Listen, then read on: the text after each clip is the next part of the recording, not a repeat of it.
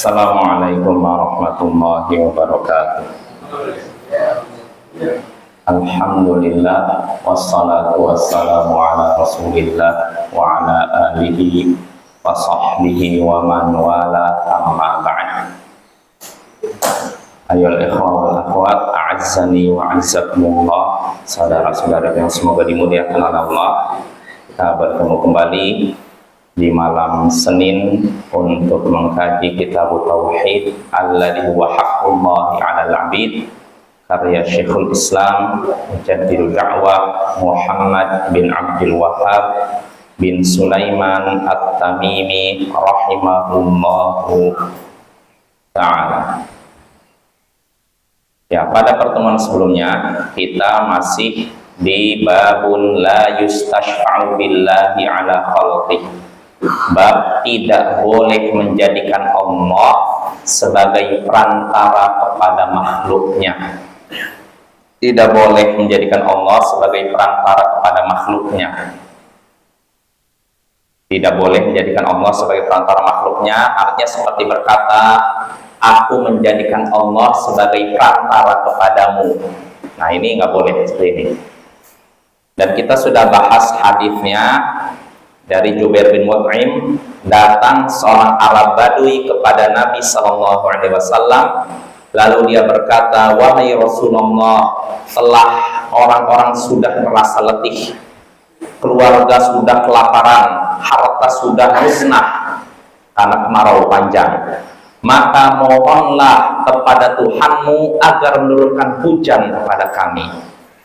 Mohonlah kepada Tuhanmu agar menurunkan hujan kepada kami, karena sesungguhnya kami menjadikan Allah sebagai perantara kepadamu dan menjadikanmu sebagai perantara kepada Allah. Nah, ini menjadikan Allah sebagai perantara kepada Nabi dan menjadikan Nabi perantara kepada Allah. Ini ucapan Arab Badui, sekali lagi, Arab pedalaman yang jauh dari pengetahuan, ilmu, dan peradaban.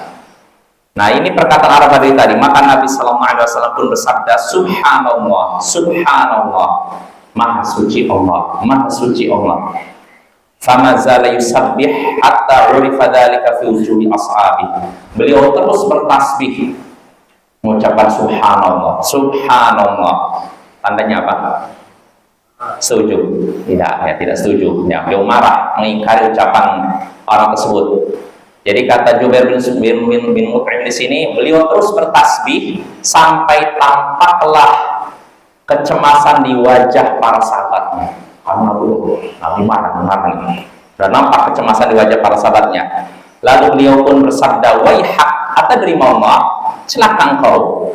Apakah engkau tahu siapa itu Allah? Inna sya'nallahi a'zamu min dzalik.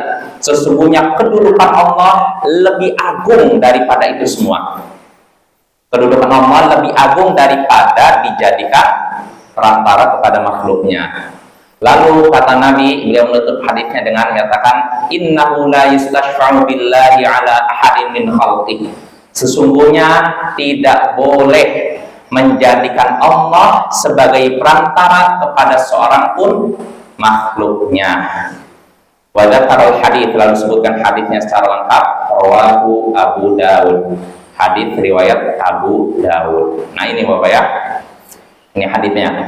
Sudah kita bahas, hadis ini menunjukkan terlarangnya menjadikan Allah sebagai perantara kepada makhluk. Timbul pertanyaan, loh, bukankah kita sudah pernah membahas tentang bab su'ali billah. Ini bab tidak boleh menolak orang yang meminta dengan menyebut nama Allah. Pernah belajar kan? Kan kata Nabi, wa man sa'ala billahi fa'atu. Siapa yang meminta dengan menyebut nama Allah, maka berilah permintaannya. Lalu gimana nih? Katanya nggak boleh menjadikan Allah sebagai perantara kepada makhluk. Tapi kalau ada orang yang berkata, saya meminta kepadamu dengan menyebut nama Allah, berilah. Lalu ini gimana? Katanya terlarang, tapi di sini boleh. Maka jawabannya, dua permasalahan ini berbeda, tidak sama. Yang satu pembahasannya meminta dengan menyebut nama Allah. Sedangkan yang kedua, menjadikan Allah sebagai perantara kepada makhluknya. Ini beda rupanya. Kalau yang pertama, menjadikan Allah atau meminta dengan menyebut nama Allah, ini tidak menjadikan nama Allah rendah, justru menjadikan nama Allah agung. Karena ingin menyadarkan kepada orang yang meminta, saya memintamu kepadamu ini bukan permintaan macam-macam, karena saya sudah menyebutkan nama Allah, supaya dia apa? Segan. Oh ya, dia udah minta dengan nama Allah ya. Jelas apa ya? Beda halnya dengan menyatakan aku menjadikan Allah sebagai perantara kepadamu. Kesannya Allah dibawakan. Nah, ini beda kasusnya Bapak ya. Kalau meminta dengan menyebut nama Allah, ya ini sudah kita bahas. Kalau memang benar-benar dibutuhkan, itu boleh. Dibutuhkan dan permintaannya benar-benar besar, itu boleh. Tapi kalau meminta dengan menyebut nama Allah, permintaan yang remeh, tidak boleh. Karena kesannya nama Allah jadi rendah dan murah. Misalkan kita sudah bahas, misalkan saya memohon kepadamu dengan menyebut nama Allah, berikan saya permen. Permen. Menyebut nama Allah hanya untuk minta permen. Ini kan rendah sekali kan? Nggak, yang seperti ini tidak layak, tidak boleh. Tapi kalau mintanya permintaan yang penting, besar, boleh. Misalkan seorang, seperti kasusnya misalkan seorang dikejar-kejar oleh penjahat. Lalu dia menemukan seorang, dia ingin berlindung situ. Lalu dia berkata, aku memohon kepadamu dengan menyebut nama Allah, lindungilah saya. Boleh nggak? Boleh seperti ini. Tapi kalau mintanya remeh, aku meminta kepadamu dengan menyebut nama Allah, berikan aku permen, berikan aku makanan. Nah, ini rendah sekali, tidak layak ya. Nah itu Bapak ya. Jadi ini beda, permasalahannya beda antara meminta dengan menyebut nama Allah dengan menjadikan Allah sebagai perantara kepada makhluk ya. Dan sudah sempat kita singgung pada pertemuan sebelumnya, mungkin kalau permasalahan kedua sepertinya jarang. Jangan kedua, yang pertama pun kalau di Indonesia jarang saya pikir, ya kan? Jarang di antara kita misalkan minta kepada orang lain, saya minta kepadamu dengan menyebut nama Allah, jarang misalnya kita. Kalau orang Arab ya pakai, tapi kalau orang Indonesia, tahu saya nggak ada yang mempraktekkan itu, ya. Dan tidak perlu juga, ya. Nggak perlu juga, karena nanti kalau kita sampaikan ini orang bermudah-mudahan apa? Meminta dan menyebut nama Allah tanpa memperhatikan syaratnya, adabnya. Sebentar, saya minta kepadamu dengan menyebut nama Allah, praktik saya. Saya meminta kepadamu dengan menyebut nama Allah, boncenglah saya ke sana, pijitlah saya. Permintaan remeh dengan menyebut nama Allah, ini tidak layak Bapak ya. Jangankan dengan menyebut nama Allah, tanpa menyebut nama Allah saja meminta sesuatu yang remeh, ini sesuatu yang tercela.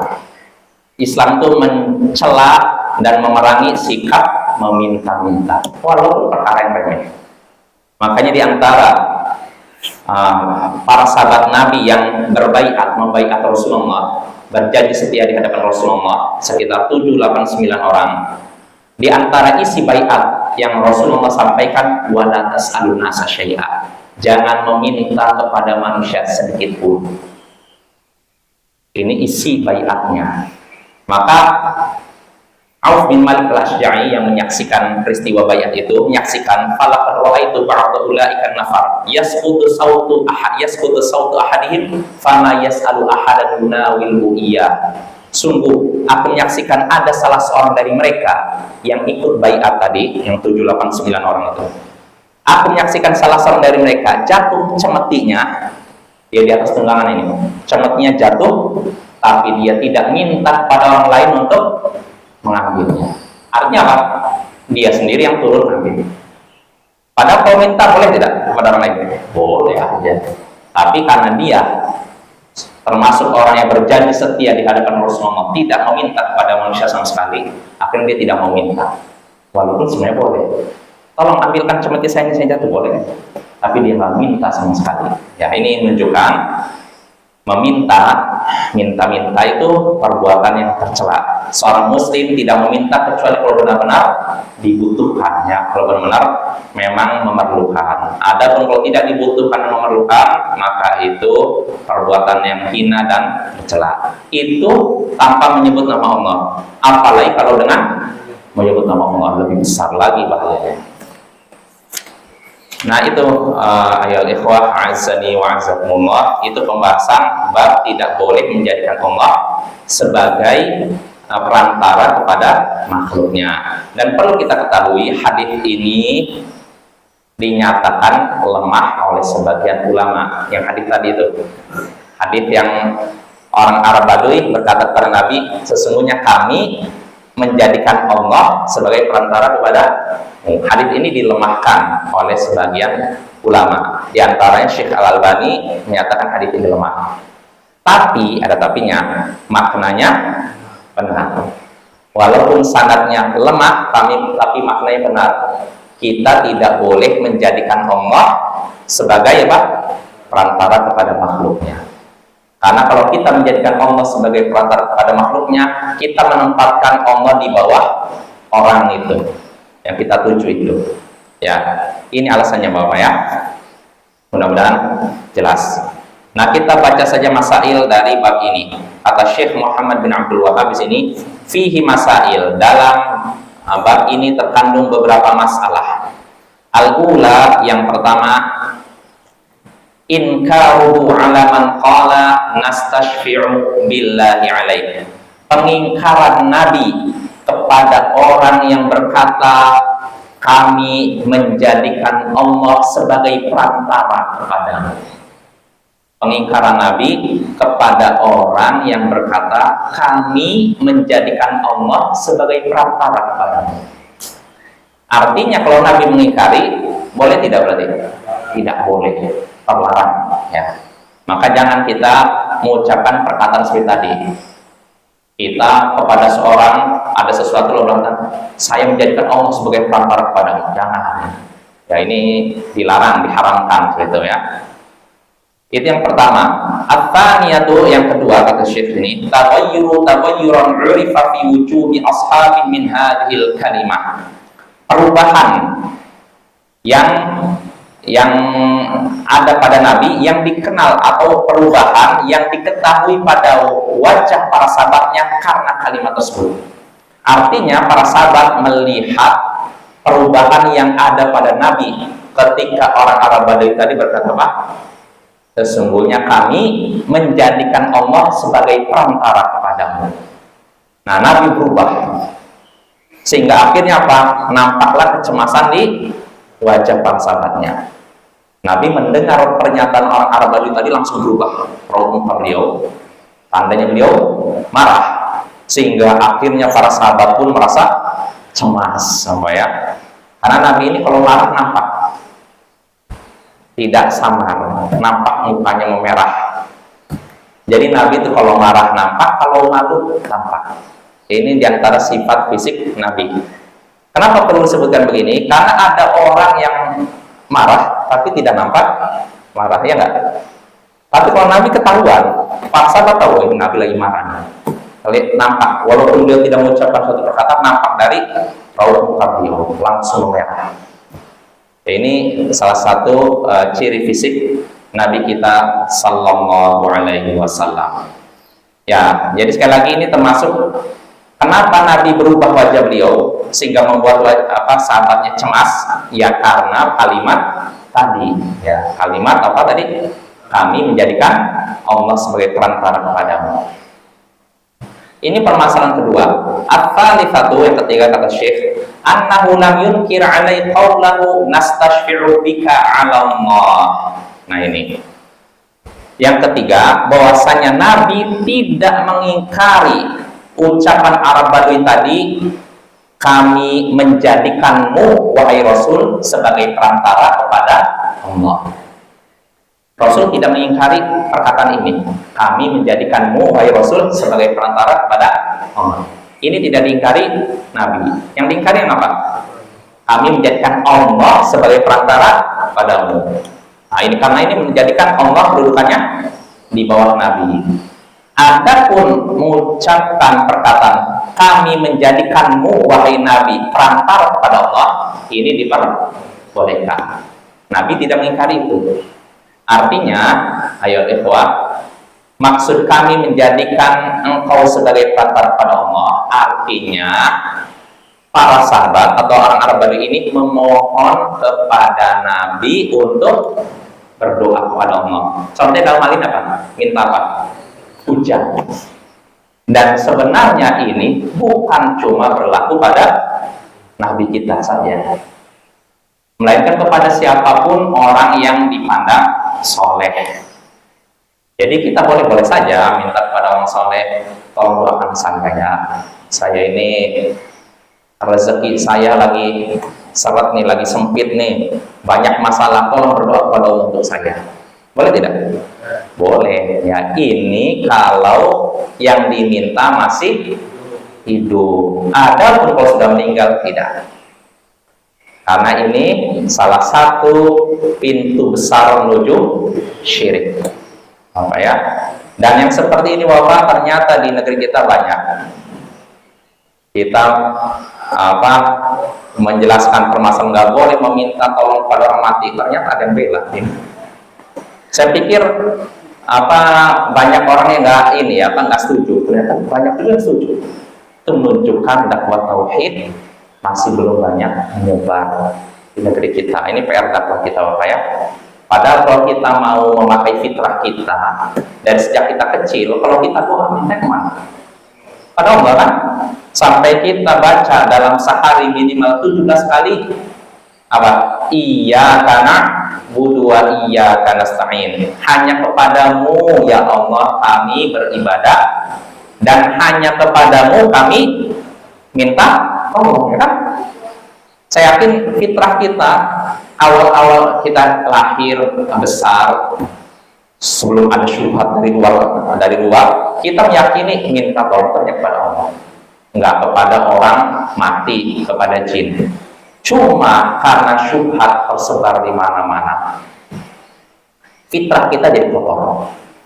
Karena asalnya fitrah kita tuh tauhid, lurus. Syirik itu datang belakang Bapak.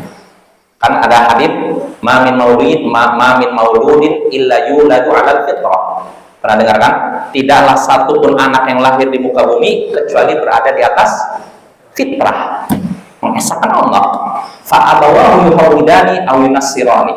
Tapi kedua orang tuanya lah yang menjadikannya Yahudi atau Nasara. Jadi asalnya sesuai dengan fitrah, meyakini Allah Tuhan itu satu, esa, ibadah hanya kepada Allah. Cuma setelah dewasa lingkunganlah yang membentuk. Terus terang saya Bapak ya, saya pun dari kecil nggak pernah meyakini ada orang mati, boleh kita minta tolong kepada orang mati, termasuk meminta tolong kepada Nabi. Cuma teracuni otak saya ketika di SMP. Saya dengar sendiri guru agama menyatakan, kalau kalian punya masalah, ingatlah Nabi, mintalah tolong kepada beliau, niscaya beliau nolong kalian. Disitulah saya terentang. Oh gitu ya? Oh boleh ya? Saya sempat bingung, boleh nggak ya? Jadi kata beliau, kalau kalian punya masalah, ingatlah Nabi, bukan ingatlah Allah, bayangkan. Ingatlah Nabi, mintalah tolong pada beliau, niscaya beliau nolong kalian. Disitulah saya merasa bingung. Ya, selama ini saya minta tolong kepada Allah, sekarang minta tolong pada Nabi. Nah, sempat goncang nih Bapak ya. Sempat goncang. Karena apa? Tidak sesuai dengan fitrah kita sebagai manusia Muslim. Jadi fitrah kita meyakini kita minta tolong kepada Allah, berdoa kepada Allah, tidak berdoa kepada Rasul, Nabi, malaikat, jin, orang sudah mati.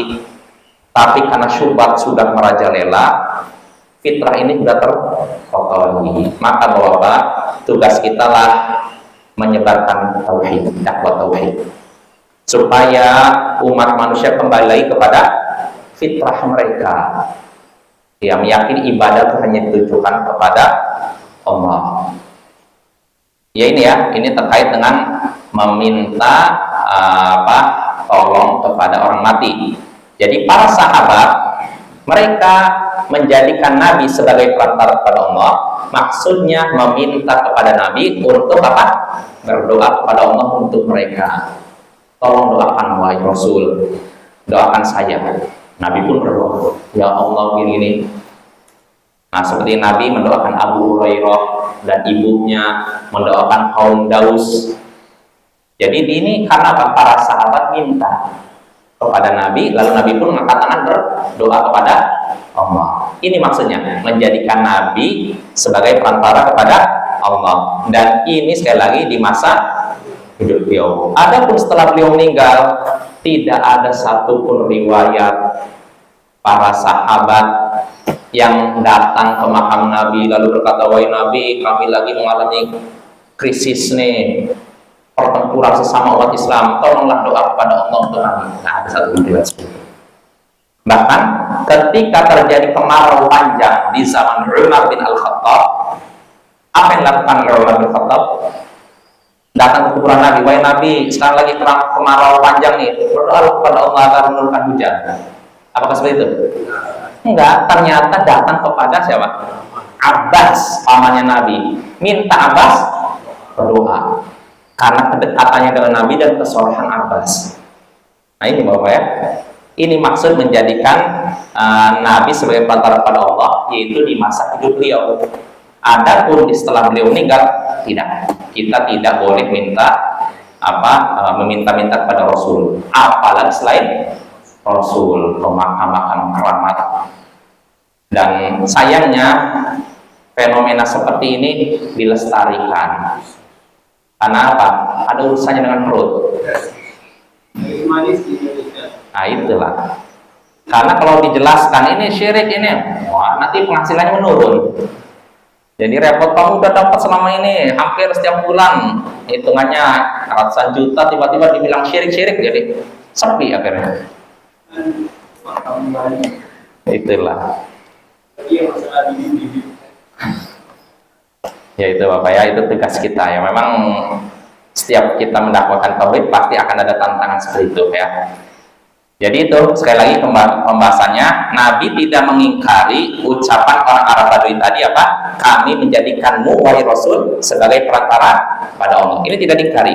Yang diingkari ucapan pertamanya, yaitu apa? Kami menjadikan Allah sebagai perantara kepadamu. Nah itu permasalahan ketiga. Ar-rabi'atu, permasalahan keempat, at-tanbihu ala tafsiri subhanallah. Mengingatkan yang keempat, mengingatkan tentang tafsir subhanallah. Subhanallah yang maha suci Allah. Artinya kita mensucikan Allah dari segala kekurangan. Dari segala kekurangan, baik terkait dengan zatnya, sifatnya, maupun perbuatannya. Terkait dengan zatnya, artinya kita menyatakan zat Allah tidak memiliki kekurangan, tidak serupa dengan makhluk. Karena kalau serupa dengan makhluk berarti memiliki kekurangan. Begitu juga sifat Allah. Sifat Allah sempurna, tidak memiliki kekurangan dan tidak serupa dengan makhluk. Karena kalau kita katakan sifat Allah serupa dengan makhluk, berarti kita katakan sifat Allah mengandung kekurangan. Ya makanya ketika kita katakan misalkan contohnya di antara sifat Allah istiwa di arsy, tinggi di atas arsy. Kita katakan ketinggian Allah di atas arsy berbeda dengan ketinggian manusia di atas kursi, di atas sesuatu. Sama. Karena kalau kita katakan sama, berarti kita menyatakan Allah memiliki kekurangan. Ya, Allah di atas arsy sesuai dengan keagungan dan ketinggiannya. Dan manusia di atas sesuatu, contohnya di atas kursi, sesuai dengan kelemahannya. Karena kita di atas kursi, duduk di atas kursi, berarti butuh kursi tidak? Kalau kursinya ditarik, jatuh. Nah, kalau Allah di atas arsy tidak membutuhkan arsy, ya. Karena seluruh makhluk yang membutuhkan Allah dan Allah tidak membutuhkan makhluknya. Nah, itu yang keempat ya, tafsir, mengingatkan tentang tafsir subhanallah. Ini artinya kalimat yang digunakan untuk mensucikan Allah dari segala kekurangan. Dan sudah kita bahas subhanallah dalam Al-Quran dan hadis digunakan biasanya untuk sesuatu, kalau kita melihat sesuatu yang istilahnya apa, yang menakutkan atau yang mengecewakan. Nah, seperti contohnya tadi, ketika orang Arab Badui berkata kepada Nabi, sesungguhnya kami menjadikan Allah sebagai perantara kepadamu. Nabi langsung mengucapkan apa? Subhanallah, Subhanallah. Artinya Nabi melihat sesuatu yang menyenangkan atau sesuatu yang mengecewakan? Mengecewakan. Nah ini ya. Jadi kalau kita melihat sesuatu yang menakutkan, ucapkan subhanallah. Nah kalau melihat sesuatu yang menyenangkan, ucapkan masya Allah. Ya. Jadi lihat ada kecelakaan, subhanallah. Nah tapi kalau lihat pemandangannya indah, masya Allah. Nah cuma di masyarakat kita seringnya tertukar. Nyaksikan yang indah-indah, subhanallah. Nyaksikan keburukan, masya Allah. Ini ketukar, ya. Ya walaupun kalau kadang-kadang kita ngelihat sesuatu yang mengagumkan, mengucapkan subhanallah, ya nggak masalah juga. Tapi yang lebih seringnya dipakai oleh Nabi dan para sahabatnya, subhanallah itu ketika melihat sesuatu yang mengecewakan atau sesuatu yang menakutkan dan semacamnya. Sedangkan masya Allah ketika diucapkan ketika melihat sesuatu yang mengagumkan dan menyenangkan. Nah itu permasalahan keempat. Al-khamisatu, permasalahan kelima, annal muslimina yas'alunahu al-istisqa.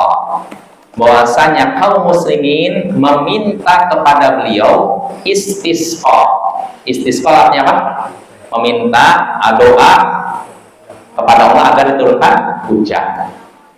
Nah ini, di zaman Rasul, kaum muslimin, para sahabat meminta kepada beliau agar berdoa kepada Allah supaya turun hujan. Artinya itu disyariatkan.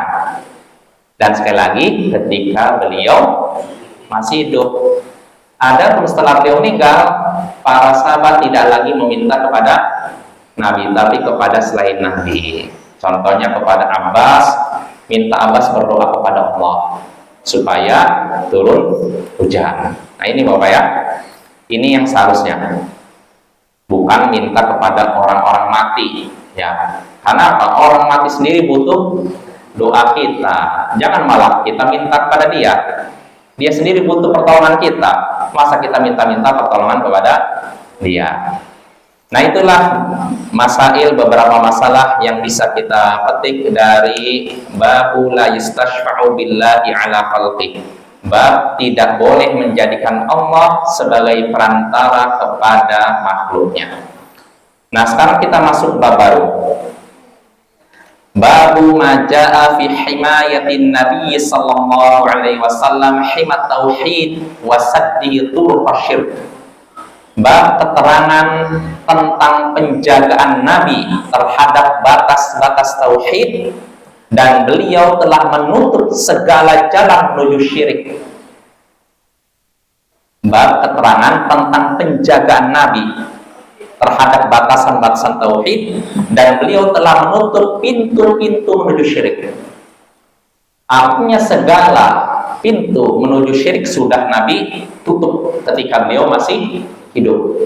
Beliau benar-benar menjaga tauhid biar jangan batasannya hilang.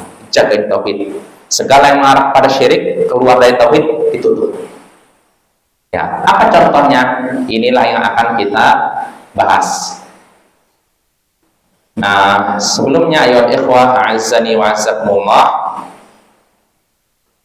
Nah, ini ada keterangan dari Syekh Abdurrahman bin Nasir As-Sa'di di sini tentang kenapa sih perlu dibahas ini, keterangan tentang menjaga tauhid dan menutup pintu menuju syirik. Kenapa kita tidak perlu belajar? Kenapa kita tidak cukup belajar tentang tauhid, keutamaan tauhid, syirik, bahaya syirik selesai? Kenapa perlu dibahas menutup pintu syirik? Nah, kata Syekh As-Sa'di di sini, fa inna tauhid la yatim wa la yuhfar wa la yuhsar illa bijtinabi jami'i turuqil mufdiyati ila syirk. Nah ini, karena tauhid tidak akan sempurna, tidak akan terjaga, tidak akan terpelihara kecuali dengan menjauhi semua jalan yang mengantarkan pada syirik. Walaupun jalan ini asalnya boleh, tapi kalau mengantar kepada syirik, ditutup. Ini maksudnya. Tauhid kita nih tidak akan sempurna dan tidak akan terjaga dan terpelihara kecuali dengan menjauhi segala jalan yang mengantarkan pada syirik. Walaupun jalan ini asalnya apa? Boleh, tapi kalau bisa mengarahkan ke syirik, ditutup. Jelas ya? Ya ibaratnya gini lah. Saya memberikan gambaran seperti kita jalan-jalan naik bukit. Ini bukit, ini ada jurang. Kalau seorang berjalan di tepi jurang, kan sah-sah aja kan? Tapi nanti konsekuensinya apa? Jatuh. Maka kita boleh tidak melarang, jangan pinggir jurang jalannya, boleh nggak? Walaupun asalnya jalan di pinggir jurang kan boleh-boleh aja kan? Tapi kan dikhawatirkan jatuh. Nah begitu pula ada perkara-perkara yang asalnya boleh, tidak terlarang, tapi bisa mengarah pada yang terlarang. Nah maka yang boleh ini harus ditutup. Jelas ya? Nah termasuk yang mengarah pada syirik. Amalan-amalan tertentu yang sebenarnya asalnya boleh, perbuatan tertentu yang asalnya boleh, tapi bisa mengantar kepada syirik, harus tutup. Contohnya Bapak, ini yang disebutkan para ulama, seperti misalkan ini, memakai jimat dari ayat-ayat Al-Quran. Memakai jimat yang selain ayat Al-Quran, ini sepakat para ulama itu syirik ya, haram dan syirik. Tapi bagaimana dengan ayat Al-Quran? Jimatnya ayat Al-Quran. Nah ini terjadi perbedaan pendapat. Pendapat yang paling kuat nggak boleh. Kenapa nggak boleh? Kata para ulama, karena ini bisa mengantarkan pada syirik dan bisa jadi sarana penipuan terhadap umat. Karena apa? Bisa jadi orang menampakkan ayat Al-Quran, ternyata prakteknya tidak pakai ayat Al-Quran. Apalagi orang awam Bapak ngelihat tulisan Arab sendiri, Al-Quran. Padahal ini tulisan, sampai saya pernah lihat sendiri ada teman saya nunjukkan apa ya, ada sebuah rajah Bapak ya. Orang awam kiranya ayat Al-Quran, padahal ketika itu lagu apa ya? Lagu apa? Balonku ada dua, ya apa sana ya? Tulisannya tulisan Arab, balonku ada dua. Kalau orang nggak bisa baca Quran, ayat Al-Quran. Padahal itu tulisan Arab, balonku ada dua.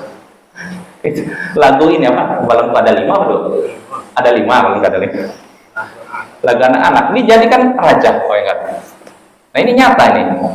Jadi karena masyarakat kita kan pertama jauh dari Al-Quran, banyak yang belum bisa baca Al-Quran. Nah ini biasanya dimanfaatkan oleh para penipu untuk apa? Meraih ini.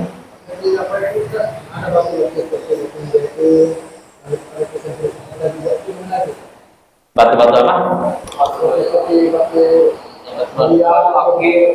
Akik. Nah itu yang masalah. Itu apa maksudnya? Itu juga jangan. Karena itu jadi sarana menuju itu. Kenapa dikasih tulisan Allah? Kenapa tidak pakai batu akik murni saja? Kalau dia misalkan dikasih batu akik, kasih tulisan Allah, berarti meyakini batu ini bisa. Nah ini hati-hati, bisa mengarah pada syirik. Dan ditutup pintu menuju ini. Jelas Bapak ya? Jadi sebagian orang sekali lagi kadang memanfaatkan ketidaktahuan umat untuk meraih ini. Garam rupiah, di antaranya. Jadi orang sekarang mencari keuntungan dari sisi itu, menjadikan agama sebagai bisnis. Garam berapa sih satu ini ya? Murah kan? Tapi kalau udah di level rupiah jadi berapa ratus ribu. Nah ini penipuan terhadap umat, hati-hatinya. Kalau batu akik tadi, kadang memang batu akik itu kan ada motif juga ya, kadang motif itu bagi orang melihat wah ini tidak bisa. Oh iya. Oh iya. Kalau asli ya nggak masalah. Kalau asli, tapi kalau masih dibentuk ditulis Allah jangan. Pertama gini, kalaupun dia tidak meyakini ini bisa sebagai penolak kesialan, penolak bahaya. Nah, kalau dia pakai ini dibawa masuk WC, kira-kira bagaimana? Masalah nggak? Buang air kecil, buang air besar sambil bawa itu, wah itu bahaya sekali. Makanya di antara dalil para ulama yang melarang jimat menggunakan ayat Al-Quran, di antara itu mencegah ayat Al-Quran dihinakan dengan masuk ke tempat-tempat najis. Jelas Bapak ya. Selain itu juga dikhawatirkan mengarah kepada syirik. Makanya tutup pintu seperti ini. Sama kan? Kalau saya pakai batu akik bisa. Ya sama apa lagi itu, lebih parah lagi. Lebih parah lagi itu. Kalau udah meyakini hoki pakai batu akik itu udah syirik jelas itu. Itu namanya tamimah, mirip dengan tamimah jimat ya. Jadi yang namanya jimat itu bisa berupa yang digantungkan atau berupa di ini sejenis cincin. Kalau yang kayak ini Kaligrafi. Ah. itu sebenarnya mungkin aku kadang-kadang banyak itu sinyal akan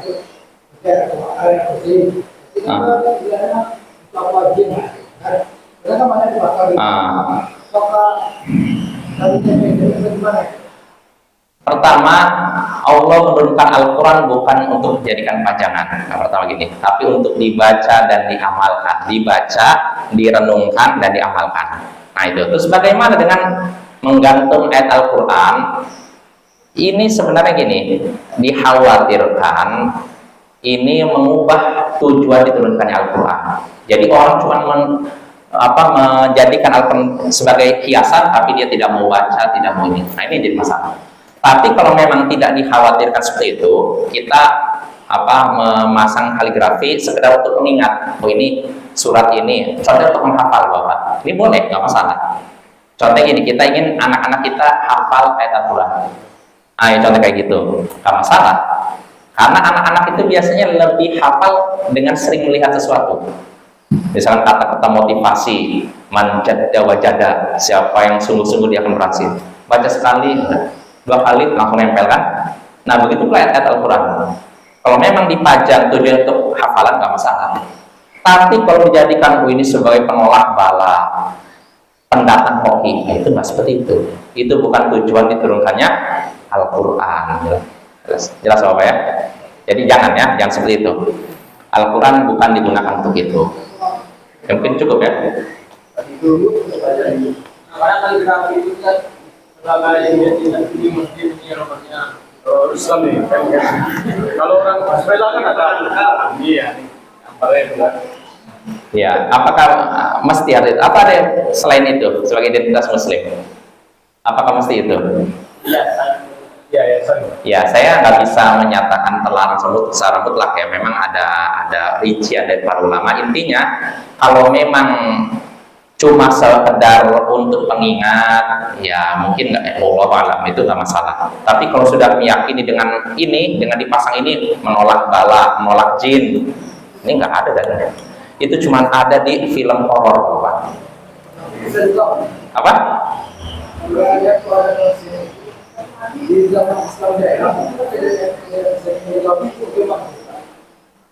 Ya, itu kan terjadi bukan di zaman para sahabat Nabi, bukan di zaman tabiin, bukan di zaman 3 generasi emas umat Islam. Jadi nggak bisa dijadikan dalil. Nah, yang bisa dijadikan dalil generasi sahabat atau tabiin lah. Ini bisa. Nah, atau di zaman Nabi, yang jelas zaman Nabi jelas. Kalau di zaman Nabi ada seperti itu, Nabi diam, tandanya itu boleh. Atau dilakukan sahabat. Nah, ada pun di era tabiin harus diteliti lagi.